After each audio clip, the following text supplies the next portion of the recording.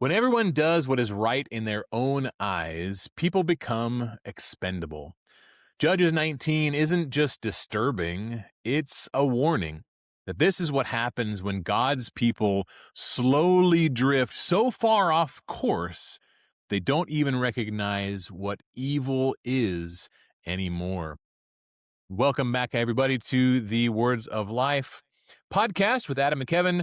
As we just noted, we're going to be tackling the very disturbing chapter of Judges 19 today. And arguably, it's one of those it's very cringe worthy, and it's not a chapter that we look forward to dissecting. Pun intended? Bad pun intended? I don't know. That doesn't happen until chapter 20. Right. But yeah, it's crazy. But before we dive into this this gruesome tale of sin and depravity, hello, Kevin. Hey, Adam, how you doing? I am good. My wife is in California again for another couple weeks doing her job. It's sad, but we are grateful for all that she does for us. How about you guys? Yeah, we're just trying to do the no baby thing for a couple of months here and fill our time, and we do things like that. So yeah, just staying busy around here. Again, doing house projects and Yep. No more bloody fingers. Or how's the finger doing? no, the finger actually is looking really well. I don't know how good you can see that there, but it healed up pretty good. Good full range of motion. So That's always important. it's worked out okay. Yeah. Yeah. No, lately Melissa's had me crawling around to the attic, installing additional lighting in the living room. Oh, So yeah. ever so fun. Yeah. Gotta love swimming through insulation. Yes. That's great. That's great. All right. So yeah, today in East Tennessee, it's very green here. We get a decent amount of rain. Most of the time, we get a lot of rain. Yeah. It's been kind of hit and miss lately, but you turn around and you don't pay attention to your yard for a couple of weeks here, and it's a jungle instantly. Right. Yeah. Poof. Yeah. So I had to buckle down and and tackle that today. So lots of allergies and whatnot, and had to go buy a battery for the mower in the middle of that. So anyway, let's dive into Judges chapter 19. We are coming down to the end of this book, and again, as the book advances, chronologically speaking, the moral depravity continues to go down, and we really see kind of the basically the culmination of this. The author, as we were talking off, the author seemed to choose this particular story just to highlight the point that, listen, when you just drift away from, when God's not in the picture, this is how society is going to get. And unfortunately, we can see a lot of similarities to the moral depravity in the world today. When God is not in the picture, human life becomes of no value. Yeah. And, as you're kind of looking at we saw all the stories of the judges, right? And we saw, again, at the beginning, there's sort of like this, hey, the judges are good and everyone's good while they're alive. And then there's peace in their day, right? And then we started getting into the judges are deliver, but then there's problems even in their lifetime. And then last time we sort of saw, this the introduction. It's not really the introduction, but in the narrative, in the biblical narrative, this sort of permanent introduction of idolatry into the land, right? With Micah and his idols and the Danites, and they set them up in Dan, right? Which we talked about as this precursor to Jeroboam when he does the same thing when Israel is divided. And now, so we got this sort of like spiritual depravity, idolatry. Now we're going to get this sort of moral, sexual depravity that goes on, and that will lead to then sort of civil war within it's just the last couple of chapters are just highlighting, all of things, spiritual thing, moral decay, and then national strife and those kinds of things, just to paint the full picture of how bad it is. And so that's where we're at today, is this sort of vignette on the personal moral decay within the land. Before we get into the story, I just thought of something. So one of the parables of Jesus is a famous parable, the parable of the Good Samaritan. recall for us, if you will, who are the first two people that passed by this poor sop who got waylaid by robbers on the road and is left to die? Who passes by him first? Yeah, there's a Levite and a priest that will pass him by, right? So it's not even just like a random Israelite, right? The idea there is that these are the people who should know better, right? And so the priest and the Levite are the ones who pass by.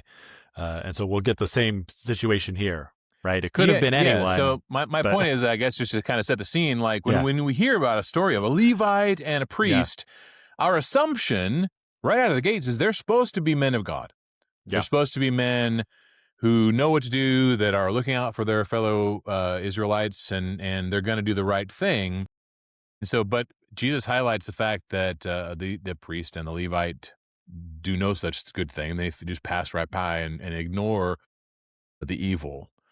And when we're seeing this here, right, when we saw in 17, 18, and now here in 19, we're seeing the Levites really for the first time in the book of Judges, right? Like, it's as though you're reading the book and you should be asking yourself, where are the priests? Where are the Levites? Where are they at while all this is happening for hundreds of years, right?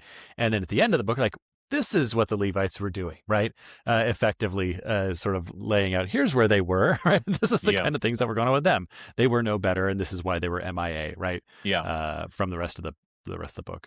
Yep. And so the author starts again by saying, a concubine from Bethlehem in Judah. So right out of the gates, we have a Levite who took a concubine. So right out of the gun, you've got, okay, that's not a proper relationship.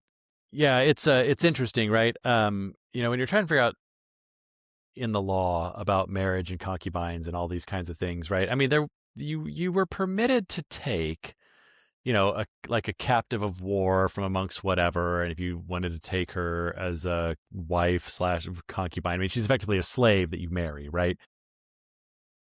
But here, it doesn't seem to be the case that's what's happening, because she's from Bethlehem in Judah, right? So that would suggest that this is not someone who's from another people that you've conquered, that in fact it is a fellow Israelite, because even we'll see she goes back to her father's house in Bethlehem, right? So it's like, this is one of his own, kinsmen, if you will, right? She's, as near as we can tell, she's an Israelite. She's not from some other place. And so it is seemingly quite strange and probably incorrect according to the law. Yes. Yeah. I mean, that's kind of how I'm reading it. Yeah. You'll also note that she's never given a name. Yeah, not in the entire time. We don't know who she is. And then that just kind of plays into, I think it's purposefully written that way. Yeah, she's merely an object in the story, right? Yeah. You'll sometimes hear about in stories, especially in movies, right, that this whatever thing is a MacGuffin, right? It's just this plot device that moves it along, right? Like if you think of Raiders of the Lost Ark, the Ark is a MacGuffin, right? It's just the thing we're chasing around or whatever to set up the reason why all these things are happening.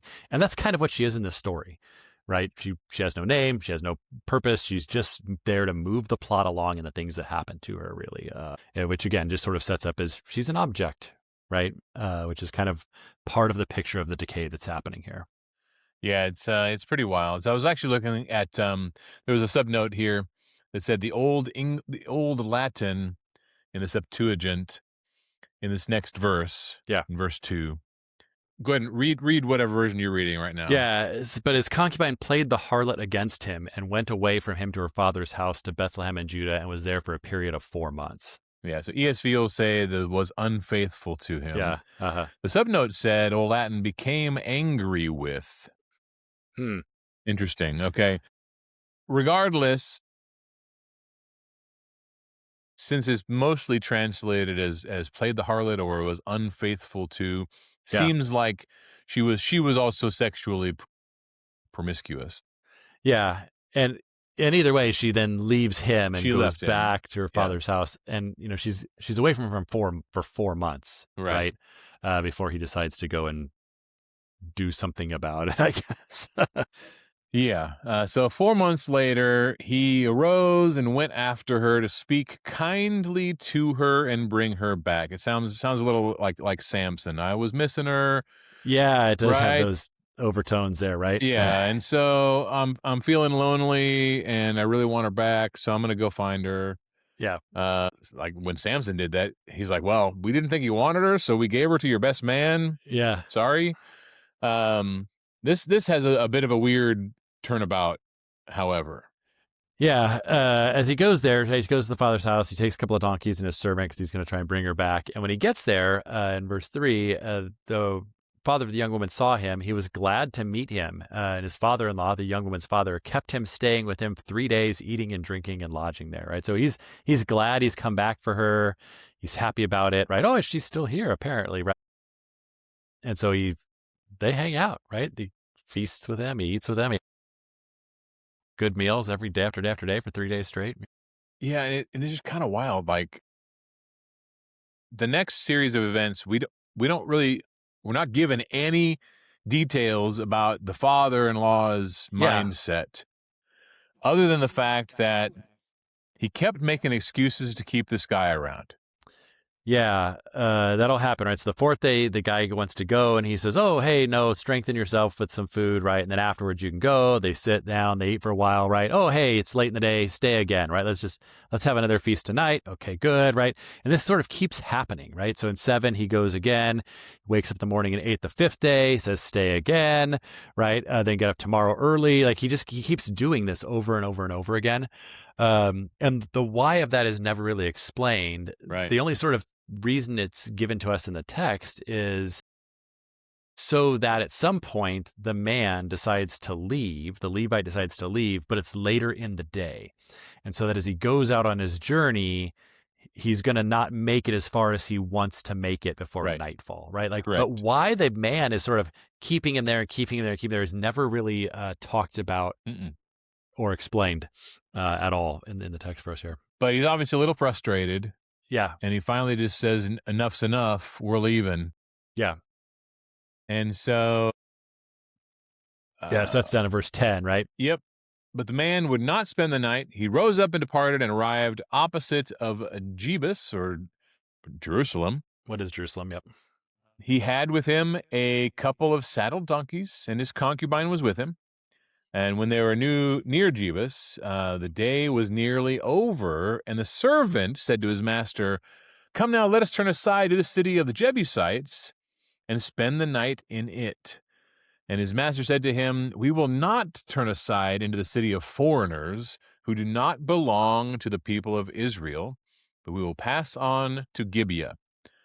So either national pride or an assumption, or maybe he thought the Jebusites were an evil people and he didn't want to have anything to do with them.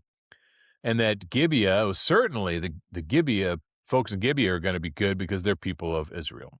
Yeah. And this, again, has sort of that feeling of that Good Samaritan story, right? There's this contrast that's set up here where, he could go in amongst the Gentiles and amongst the Jebusites and spend the night there, but he doesn't. And then the bad thing is going to happen to him in a town of his own people, right? And that's sort of the picture that's being sent here is like, why would you even mention this? Because he could have stopped somewhere else. And we don't know what would have happened, right? Because it didn't happen.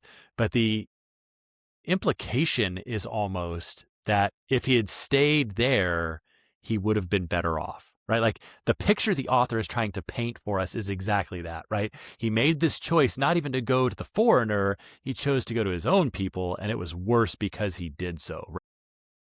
Had he gone into the city of the Jebusites, he might have just gone in, stayed at an inn, paid his way, whatever, and got up in the morning and moved along, or is almost what you're supposed to sort of read between the lines at, right?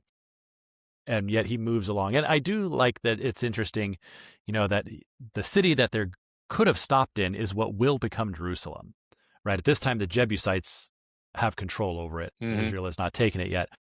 And so it's called Jebus, but later that city will become the city of David, the city of Jerusalem, right? Like it will be this important place. He could have stayed there, right? But instead he chose to go on. Yeah. And by the time this is written, it is Jerusalem, right? The author is telling us that this is what he could have stayed in Jerusalem. And anyone reading it would have understood that the supposed or perceived blessing had he done that, right? Yep.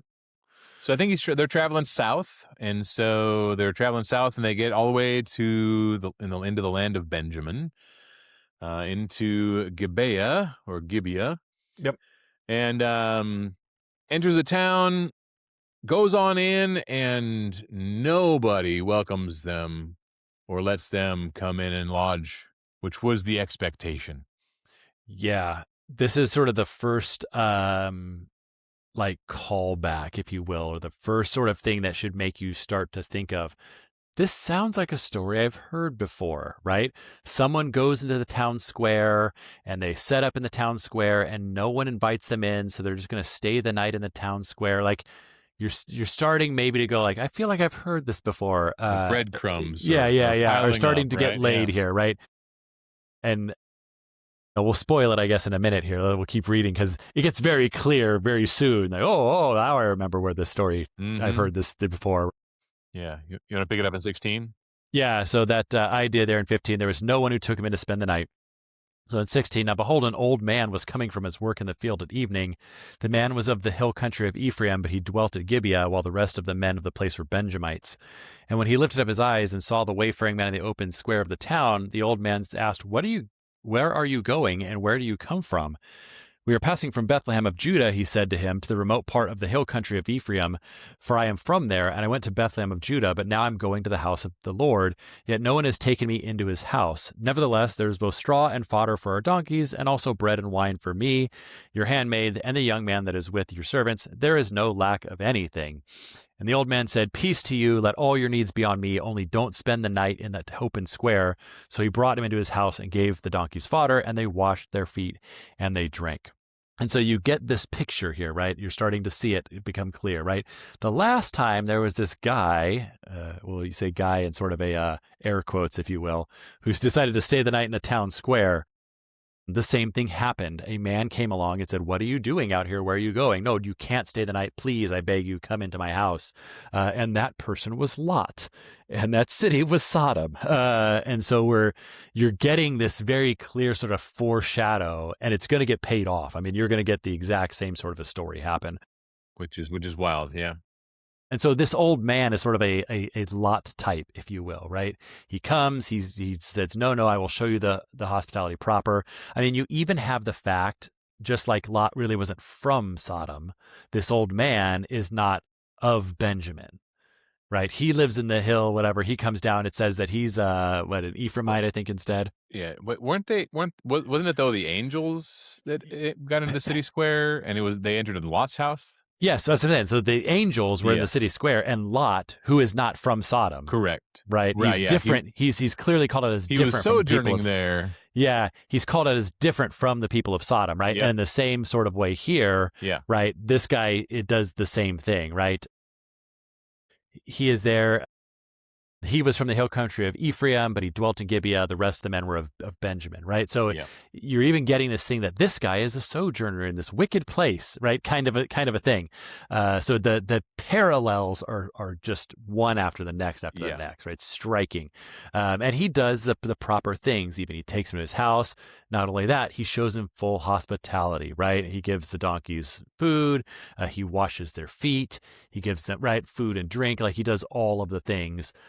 Even though the Levite says, I've got sufficient, right? I have what I need. I can take care of myself. But he says, I won't hear of it, right? And it gives him the full hospitality treatment, if you will, just like Lot does in that other story there. Yeah, it's pretty crazy. So the Levite enters this man's house, treated with hospitality, and apparently they all go to bed. They go to sleep.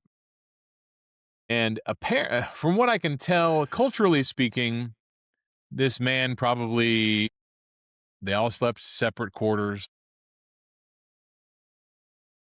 somehow, because the concubine wasn't with the Levite. It wouldn't appear based on the actual details of the story, because he woke up not knowing where she was at, right?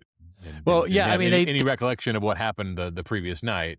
Yeah, well, and that's because he throws her out to them, right? I mean, they're there, and so what happens, right, when they're there, it says in 22, while they're making their hearts merry, some worthless men of the town, they surround the house, they pound on the door, they shout at the owner saying, bring out the man that came to your house. They said to the old man, again, depending on translations, that we may know him or that we may have relations with him, right? Which, again, is the exact same language that you get in the Sodom story, right? Hey, this man is coming to your house. we basically went to rape this man effectively, right? Owner does the same thing in 23. No, my fellows, please don't do this evil. This man has come into my house, right? Like it's the exact same words that Lot uses. Don't commit this disgraceful deed. And then the same kind of solution, if you will, right? Hey, I have this virgin daughter and he has this concubine. I'll bring them out to you instead, that you may abuse them, but don't touch or anything to this man. And if you remember the Lot story, he does the same thing. I have these daughters, let me give them to you instead, right? And the difference here in this story comes sort of at this point, because the Levite is not an angel, right? No. And in the Sodom story, what happens, right? In the Sodom story, the angel says nope, and he strikes the men blind, and he does like the whole thing. He shuts it down, but they have no such recourse, and so they carry through on their plan effectively, right? They take the concubine and they throw her out to the men. Like that's what they're going to do to sate them and to get them to stop what their intended plan is. But again, the parallels are striking, except for they don't have the angel of the Lord tier 2. Yeah, and listen, it's uncomfortable talking about it because it's such an evil thing. Yeah, I mean the whole thing all around is right. The men surrounding the house. Yeah, that was evil. Treating her as an object was evil.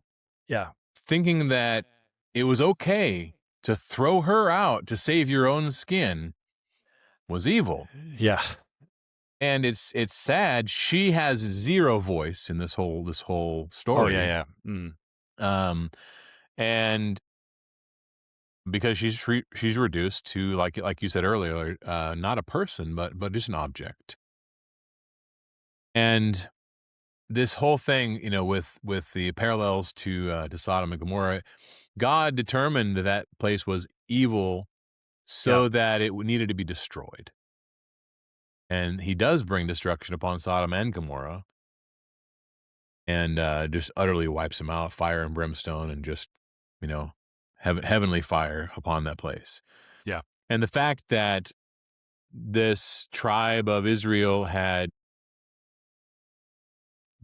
become so depraved where it doesn't say that the entire nation was like that. Sure. But there were enough men who wanted to do these evil acts to make this make this story possible, right? Yeah. It is, like you said, it's a disturbing sort of story from top to bottom, all the way around. And I can't, the people of this town, right? These people who are talking to this Benjamites, like they know the story of Sodom and Gomorrah. Like, and it's like, are they seeing it as instead of a warning, like a playbook? I don't even understand. Like, hey, that's a good idea. We should do that. Like, what is happening? Like, do they just not? It doesn't cross their mind. Like, it's so obvious to us that you're doing exactly that thing, right? You are literally acting out the story of Lot and Sodom, and yet they just are plowing right ahead with it, right? It's like they don't see the warning that story was intended to be. Yeah. And so, they again, it doesn't go better this time because again, there's no angel there, right? And so they throw her out there, and the text is very clear, right? In 25, the men wouldn't listen to him, so the man seized it, just like those men said, no, we don't want the virgin daughters, right?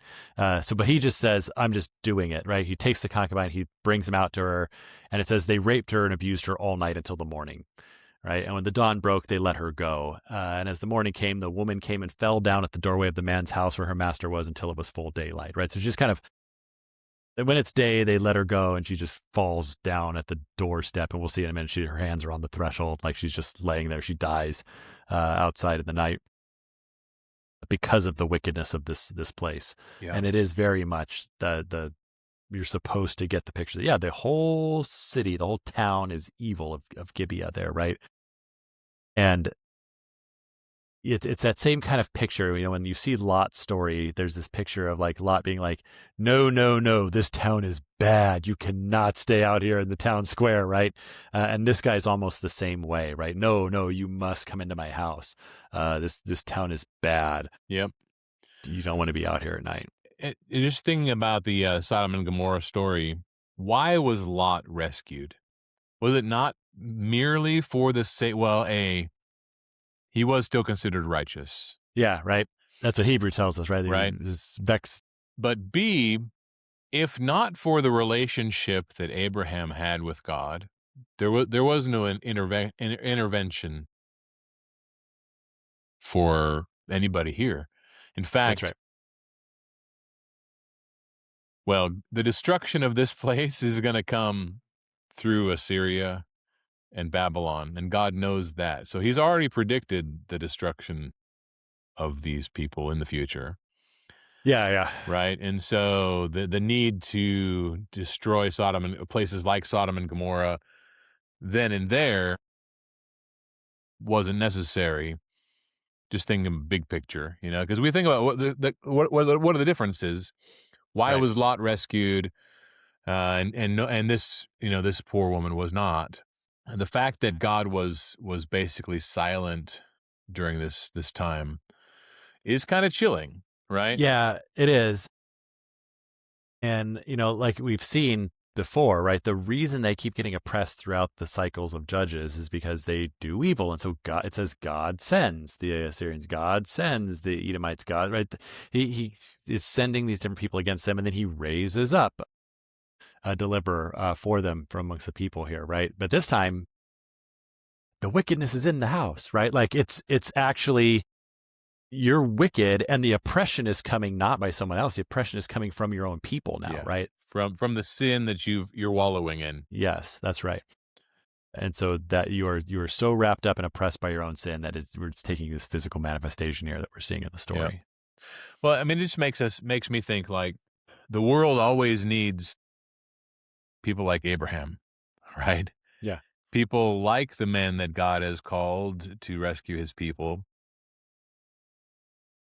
You know, the times where there are none of those is when society goes bad and when God wants to just wipe us all out.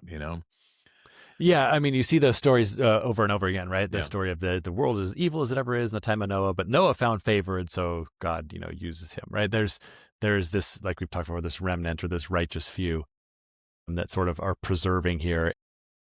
As we look through these stories, sort of here, at least in this chapter, you're not going to find anyone really, other than perhaps the man who took him in. I get right, like he's effectively a Lot type, right?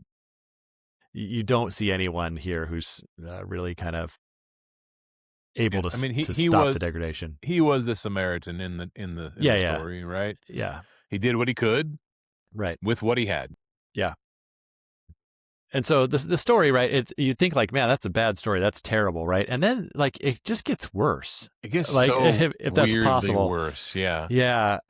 So she gets there, she crawls to the door, and she just falls down Right. at the door until it's full daylight. So as the dawn is breaking, effectively, right, they let her go, and then she falls down there. But it's just like the early sun coming up, and now it's full daylight. People are up. And so in 27, when her master rose up in the morning and opened the doors of the house, he went out to go on his way. Behold, the woman, his concubine, had collapsed at the doorway of the house with her hands on the threshold. Get up, he said to her, and let's go. But there was no response, so he placed her on the donkey, and then the man got up and went to his place.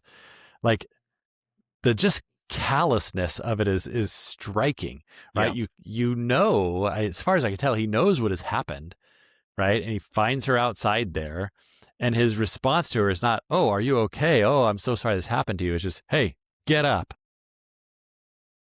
What are you lounging about for here?" Effectively, right? And there's no response, and it doesn't seem in any sort of way that he's like distraught by this or he's weeping over her. He just picks her up, throws her on the donkey, and goes on his way, right? Just Yeah. straps her across the back, and He's obviously not too far from his house because Yeah. he's from Ephraim, the foothills. He said he's from Ephraim, yeah, he's going to have to hear. so he's not too far. So he goes home, Yeah, and then he does a very gruesome thing. So in verse 29, it says, he entered his house, he took a knife, and taking hold of his concubine, he divided her limb by limb into 12 pieces and sent her throughout all the territory of Israel. All who saw it said, Such a thing has never happened or been seen from the day that the people of Israel came up out of the land of Egypt until this day. Consider it, take counsel, and speak. Yeah. Yeah. So he basically divides her into 12 pieces or 11 pieces or whatever it is. Yeah. 12 pieces, it says. And called the Pony Express, I guess, UPS. Yeah. Yeah. I don't know. He apparently just mailed her as a testimony of, so I don't know how to read this.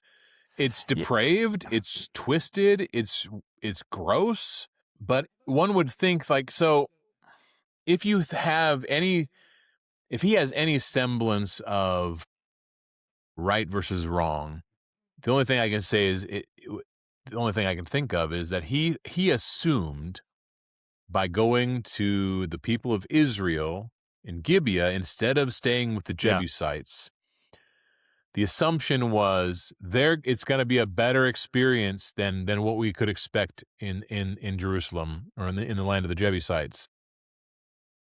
And because that was the complete opposite, and they mistreated him and the man and murdered his concubine, he's sending a message of total depravity to the nation. I don't know. What do you think?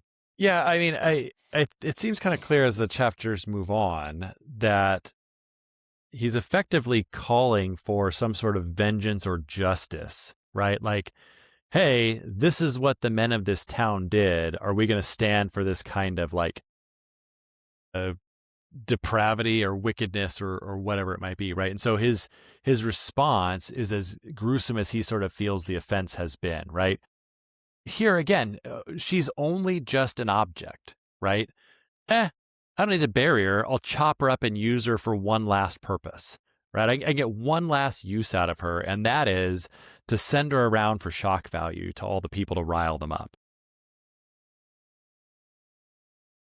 It's hard to say, but the way it reads to me is there doesn't seem to be any real sense of on the part of the Levite that, this great wickedness has been committed so much as it is like, look at this great indignity and loss I have suffered, right?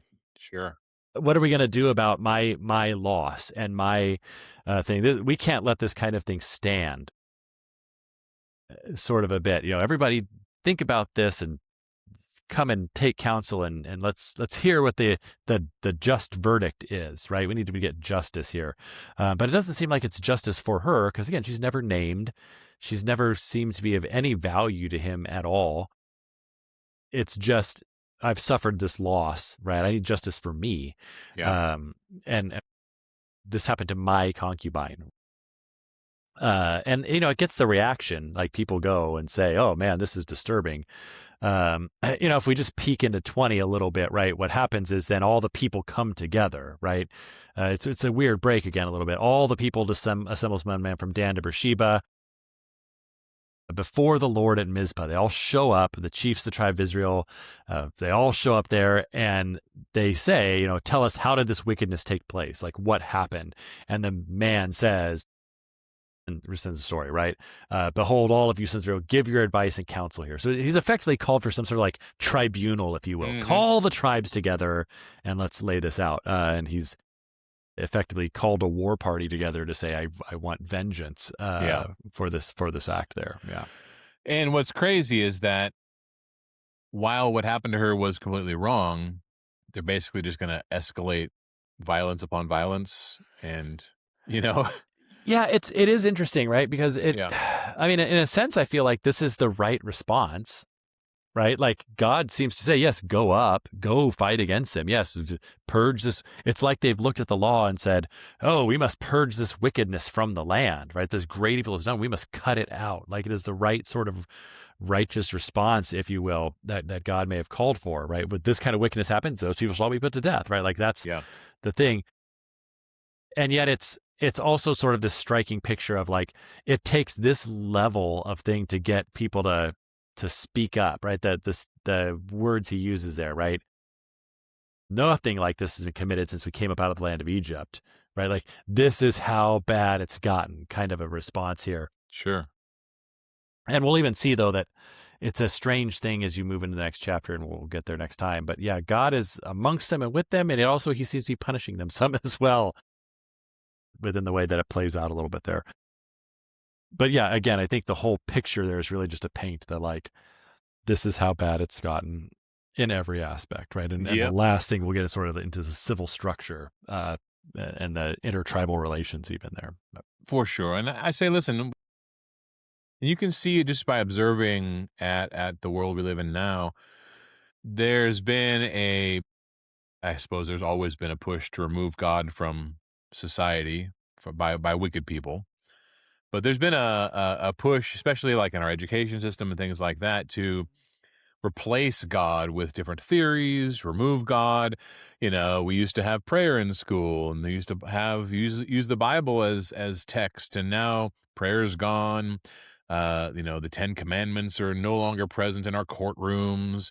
We see the effective removal of God and spiritual concepts from society all over the place. And when you think about the rise of humanism in terms of they teach that there is no God, they teach that we come from animals and that we've, evolved out of nothing or from single-celled organisms and things like that. That means there is no God, there is no creator, there's no higher power to be responsible and or answer to, which means that there's no real basis, foundation for any moral foundations at all. We have nothing to point to other than ourselves. And when people become the number one source of morality, and if we're only animals to begin with, then there are no real rules, and human life is worth a lot less. Yeah. When we say, listen, is it wrong to kill? Is it wrong to murder? I have not ever met anybody who says no, or says yes to right. Who says, yeah, no, it's fine. You can kill people. It's Or no if you problem. do, we have a word for them, right? We call them like psychopaths, and right, Right. we would say they're somehow not wired right in the head, right? Like, Yeah. yeah, Yeah. You were clinically yeah, broken. yeah, right. But you ask why people without a spiritual foundation and a belief in faith in God don't have an answer, because it comes down to, well, there are no absolute truths, right? When truth is arbitrary and subjective, then morals and cultural and moral depravity is bound to happen. Yeah, and that's sort of the picture that we're getting here with his repeated refrain of "There's no king, there's no king, there's no king." Right? There's no king in Israel. There's no king in Israel. And the idea is not that there was supposed to be a king, right? But the idea is even God is not king in Israel. There is no king in Israel. Everyone does what's right in his eyes.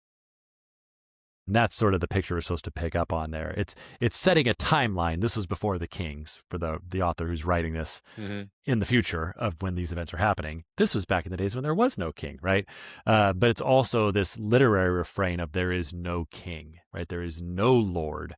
Everyone just does his own right. He makes his own righteousness in the land, and so that's why these things are occurring and happening there. Yep. So. Well, I mean that's why people have been brainwashed, or they believe that abortion is okay, right? And they believe that, you know, all of the crazy things that are happening today. And a lot of people are fighting back against it, which is great. But the fact that they have to fight about it is just a sign of the times. Yeah, it is. Yeah, we could spend a whole bunch of time talking about Yeah. some of those things as well. But and part of that I think sometimes is one of my pet peeves a little bit is I feel as though Christians have abandoned the real mission of the gospel, which is changing the hearts and minds of people, right? And going out and doing that work, and instead are just like, well, we'll be the king, and we'll set up a rule which they will see as arbitrary, right? Because it's just my rule versus your rule is no better than the other. Instead of the real work of, no, let me teach you the truth, Yeah. right? We'll force it by compliance instead of by changing hearts. Yep. And we've lost sort of the thread and the mission there on that a little bit. That's a good point. Good observation. So with that, I would say that we should probably do a little bit better of fulfilling our mission and going out and changing the hearts and minds of people, leading them to the truth and giving them hope, right? Okay. We'll end on that. Go give them hope, Kevin. Yeah, we'll pick it up here next time, seeing the fallouts here of because we've left it here on this cliffhanger of what will we do, right? What will be the answer to this? Yeah. And the story is not in there. We'll get an answer. But there is one more judge to come. Yes, not in Judges, but yes, not in Judges, but one more judge who's going to herald in the rise of the kings. Yep. And we'll maybe get a chance to introduce you to Samuel next week if we're able to wrap up in 19 and 20 in time. So with that, everybody, have a great week. God bless you. Be strong and courageous, and go shine your light. See you then.